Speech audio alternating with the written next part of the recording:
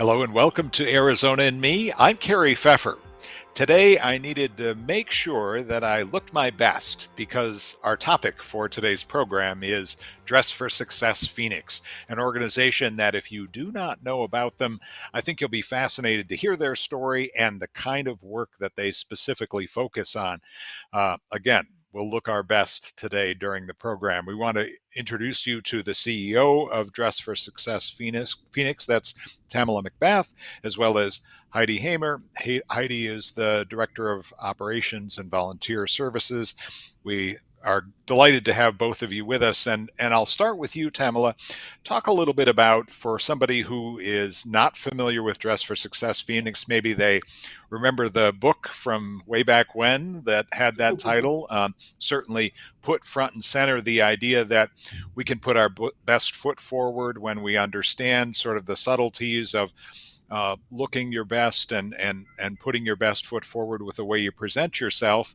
But this is much more than a book. This is real life, and it's on the ground and doing good work here in Phoenix. Why don't you talk a little bit about the organization and explain a little bit about what it's all about? Sure. Thank you so much, Cary.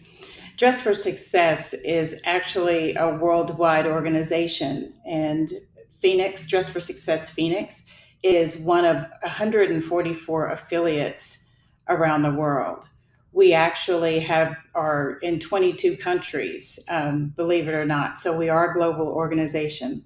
Dress for Success Phoenix was actually started in 2009. And over the course of those years, we have actually served over 18,000 women here in the Valley. So our mission really is simple. It's to help women achieve economic independence. And we do that through various ways. We do that through suiting, which you just alluded to, which I call that the tip of the spear. And that's really where we're able to get women in and help them maybe with interview suiting or also with employment suiting once they do receive or they land that big job, and we are able to help in that way. But also, that's a time for us to help women build confidence and help them along their journey and find out what their exact needs are. So, in addition to suiting and that part of it and looking their best, which is definitely important, we also provide career development and career placement, professional women's development and coaching, and continuing education as well. So there's a lot that goes into it. Absolutely. Far beyond just the clothes that someone might be wearing, Yes. even though that obviously is an important part of the process. And Heidi, why don't you talk a little bit about, from your perspective, Tamala mentioned the idea that this is far more than just the clothing. Talk a little bit about what that might mean for someone who would first interact with Dress for Success Phoenix. Sure. Thank you, Cary. Yeah, as Tamala touched upon, we have a number of programs to serve the women in our community. So whether that, it begins with them coming into our boutique to be suited for an employment or for an interview suiting, but beyond that, to then go into our career center, work with one of our staff or one of our volunteers on things like their resume or interview skills or just different things related to them being as prepared as possible to land that job and for them to begin a career path that takes them to where they see themselves or where they want to be in the next near, mid, and long-term future. But it's not just here in our boutique that we're serving women. We're also serving them in our outreach programs with our mobile career center and our teen workforce initiative. That's excellent. And Heidi, why don't you talk about how someone might first be introduced to Dress for Success Phoenix? Well, so if you're a client, you maybe were referred to us through one of our numerous referral agencies throughout Arizona, agencies that could be, affiliated with state or local government. Or we have other referral agencies like other organizations like UMOM or Save the Family. If you're coming in as a client, you may have been referred, or you may have just heard about us and need our services. Maybe you're returning to the workforce, or maybe you're um, either displaced, because of COVID, or for a variety of reasons. So you could be coming to us as a client, but maybe you're coming to us as someone who wants to volunteer your time. And we have so many different ways for you to spend your time with our clients or with us, helping us get that day-to-day work done. And you maybe you've seen us out and about, or attended an event, or even visited our website to look into that type of thing. But we do offer a number of um, forms of volunteer. Just really, it's going to depend on what you as a potential volunteer want to, how you want to spend your time, and how you want to donate your time and talent. Excellent. And we're going to ask you, Heidi, in a little bit about maybe a couple of success stories as we move through this. But Tamala, back to you. Um, Mhm. when I know you weren't particularly with the organization when it first began here in Phoenix, but it's not surprising that it started in 2009. When I Mhm. heard that the chapter here in Phoenix started then, I'm willing to bet that it was probably in part a result of what we were going through economically, thinking back to Mhm. 2009. But then, of Mhm. course, you've seen the ups and downs of our economic circumstances over the years, and I'm sure that that's part of the process that kind of goes into the mindset for Dress for Mhm. Success affiliates all around the world is how can you be there to help people when they are in that need and when women are in need of that kind of support. Does that sound correct? Right, absolutely. And just to go back to that beginning date, Carrie, our founder, Lisa Dormo, actually had a vision for Dress for Success Phoenix that launched in her garage. And just an amazing story on how she brought that to fruition over the years to now be at the stage it is now. We are probably we're the fourth largest affiliate, in the country.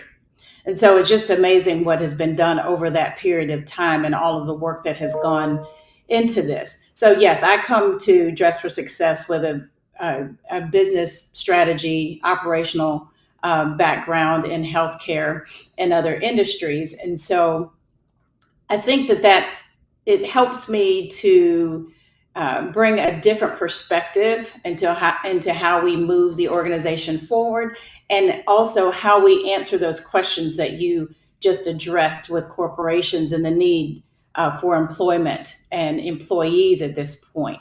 So I do believe that based upon our economic situations now, that it's very important that we are able to meet women where they are. And I say that because, over the last 2 years, women have lost 32 years or almost 3 decades of progress in the workforce in the last 2 years. That's staggering. And I feel that it is really our responsibility to connect with corporations to curate a pipeline of talent that we can also show and add value to corporations and what they need and what they're looking for, but then also to be able to help our women achieve the economic independence that they seek. And why don't you explain, Tamala, that 30 plus years loss in connection? Explain a little bit about what goes into that so that people really get the meaning of what that represents.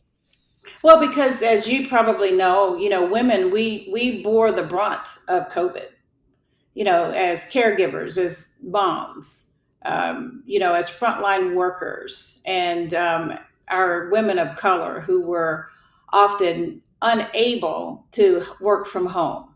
So, in surviving that and surviving shutdowns and businesses that closed, we really lost a lot of ground in the workforce over the past 2 years. And one of our major goals has been to put 1,000 women back to work, and we did that last year. And there's our goal to do that again this year as well. And the good thing that comes with all that's happened in the last, especially just in the last 6 months, is the increase in the opportunities that are out there. We've seen this sort of bounce back a bit, especially here in Phoenix. So hopefully, Tamala, that has meant new opportunities and new circumstances for your clients to then be able to take advantage of. Is that correct? It is. And we're really sensitive to that and looking at how we're being affected, here in the valley.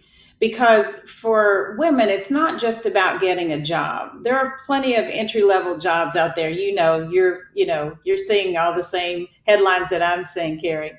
But we're talking about jobs with sustainable wages, where women can take care of their families if they're single parents, or where they can contribute, to their households in a meaningful way. If they're married, we want women to be able to own their own homes, to start their own businesses. So it's more than a $7 or $8 an hour job. We need women to have sustainable jobs where they can sustain their families and thrive, not just make it to work every day. So I think that's where we really have the work to do, and we're really focused on that.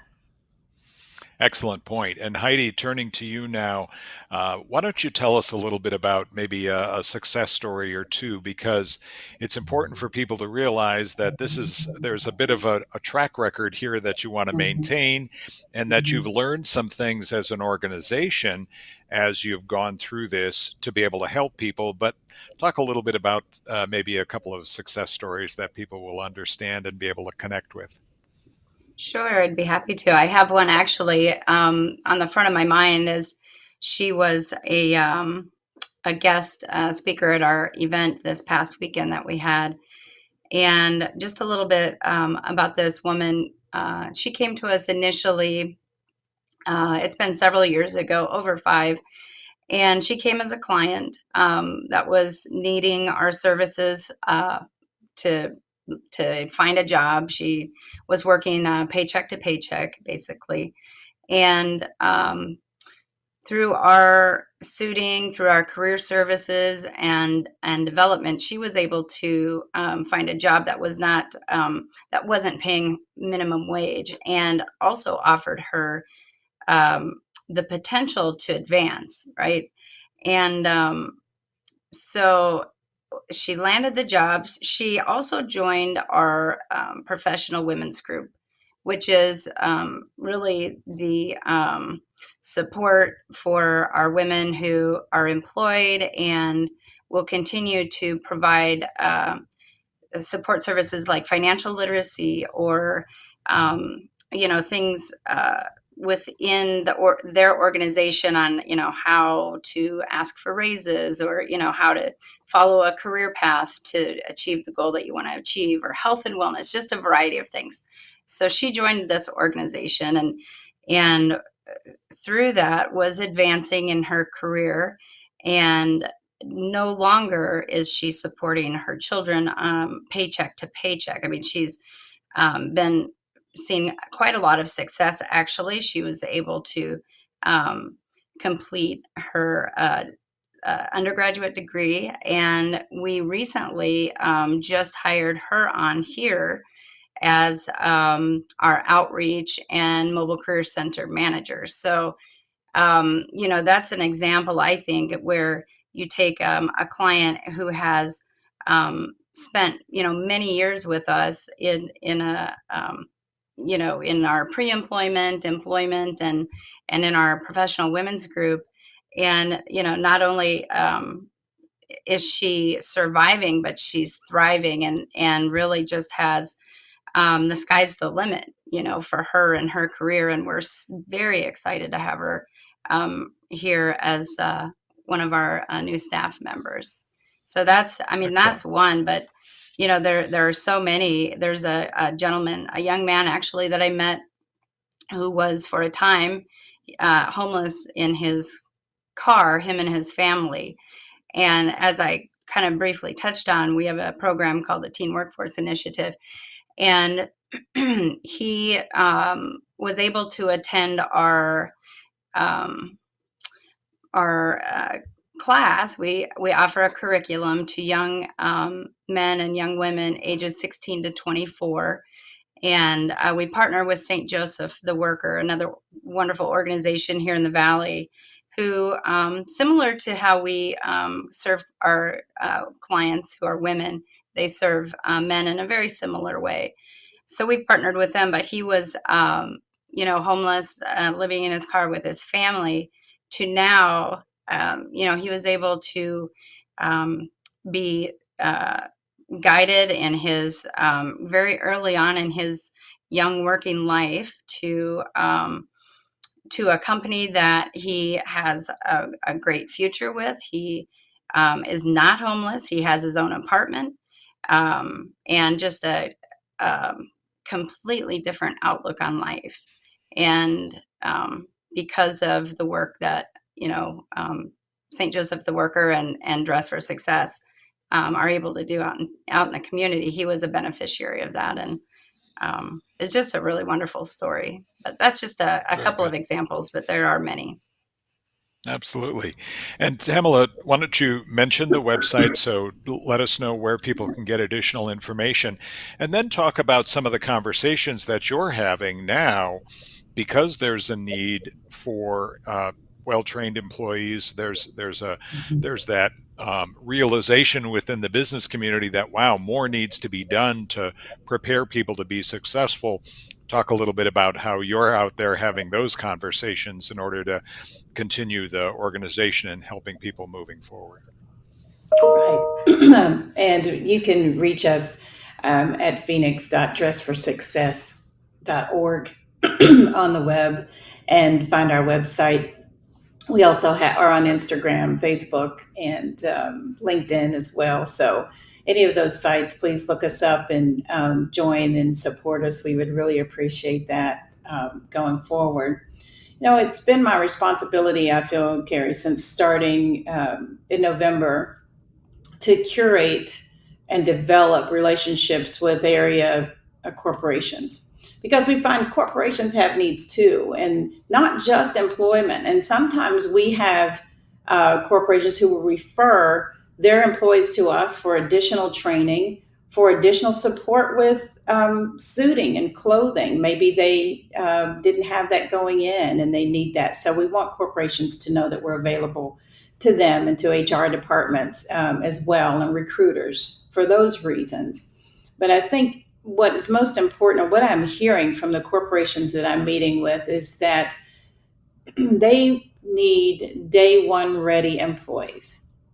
And so, with that, we are working from an educational standpoint to help our women to have access to sustainable skills and skill sets that they can use when they get to the job.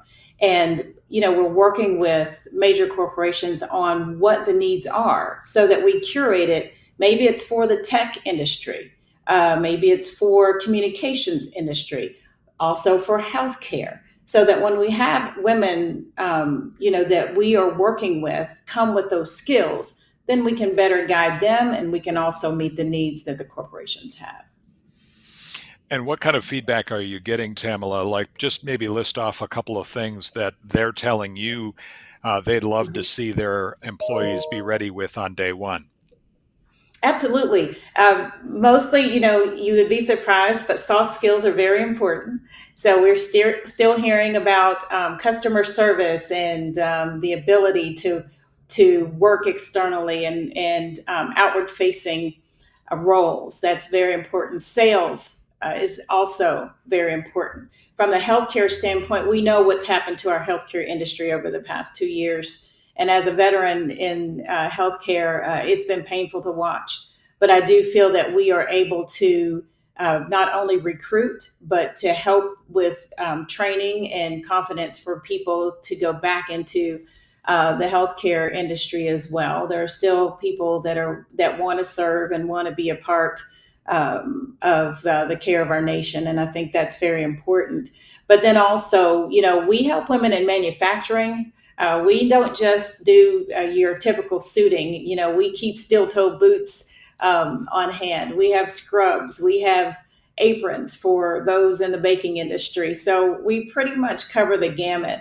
So what we see is that companies are coming to me and coming to us really with some specific needs and wanting to work together to curate that pipeline going forward. It's exciting. It really is. This is a time where, yeah, there's really opportunity, and that is super exciting. And Heidi, talk a little bit about what you look for in volunteers. In other words, I'm willing to bet that you're probably interested in connecting with people who are maybe have a long history in HR or have the ability to train folks around those soft skills. Or tell me a little bit about what you're needing in the way of volunteers, Heidi. Yeah, gosh, and you are right. We definitely are always on the lookout for folks who have those skills in HR, talent acquisition, some professional level expertise. But we have many different areas of volunteer opportunity. So if that, if resumes and interview skills aren't necessarily your cup of tea or your interest, if you want to work one-on-one with our clients in our boutique, helping them, find that perfect outfit or helping them with styling or makeup or something like that, we have those opportunities for volunteering as well. If you're somebody who's more behind the scenes, not necessarily wanting to work one-on-one with our clients, we always need help in our with our donations. We have daily clothing donations come in, whether it's an individual or we have many organizations who do clothing drives throughout the year. So you can help us in sorting and going through all those and stocking the boutique up. And we are involved in several special events throughout the year. So if it's something where you have a big group of folks that want to do something one time, we can get you into an opportunity where it's something for a special event. Or again, we touched briefly on the mobile career center and the teen workforce initiative. So if you're not conveniently located to want to come in to work here at our facility, near downtown Phoenix, we have many opportunities throughout the valley. For example, we have a standing monthly appointment with Save the Family in Mesa.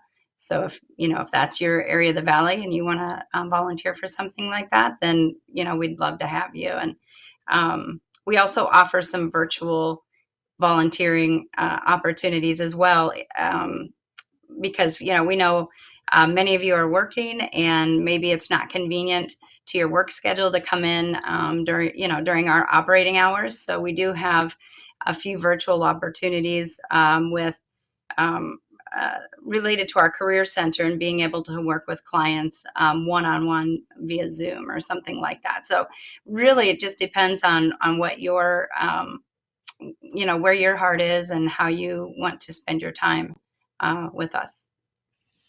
And Heidi, before we finish that, let's have you give two things: the website address again, as well as your phone number, because if people have donations that they'd like to make, or some great clothes that they've got that are extras, they'd certainly want to make that connection. So Heidi, why don't you make sure and get us that information now?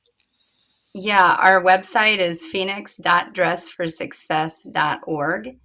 And our number for donations is 602 489 7397. If you'd like to contact me directly for volunteer opportunities, my office number is 602 899 5327. And I'd love to hear from you. I'm always looking for volunteers. Excellent. Very good. And Tamala, let's go back to a bit about your story, because you're someone who's got great experience and knowledge and relatively new here to the Valley. What was it that made Dress for Success your choice in figuring out where you wanted to have the next impact for your career? Well, Cary, I volunteered for many years for Dress for Success in Cincinnati, where I moved here from where we were last. I also volunteered there and was a part of the professional women's group as a speaker and mentor, and just really have fallen in love with the mission over the years. And little known fact is that I went to high school here in Phoenix. So I started coming to Phoenix when I was 11, 12, 100 years ago, just to say.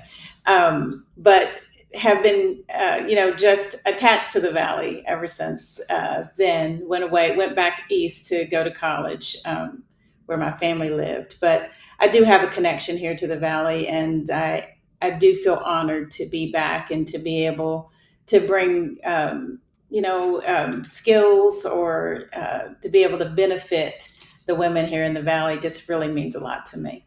Really means a lot. Excellent. Very good. Tamala McBath, the CEO of Dress for Success Phoenix, and Heidi Heimer, the Director of Operations and Volunteer Services. We are delighted that you've been able to spend some time with us and talk about what Dress for Success means, and we wish you the very, very best as you continue your good work. You know, when you think about the importance of first impressions and the importance of someone getting off on the right foot, or maybe they've had challenges previously where it's just one of those circumstances that they've had to overcome. To be able to have a resource like Dress for Success here in the Valley and people doing that good work, you couldn't have a more perfectly fit mission into the economy that is continuing to grow here in the Valley. We hope you enjoyed watching our program, and we'll see you next time.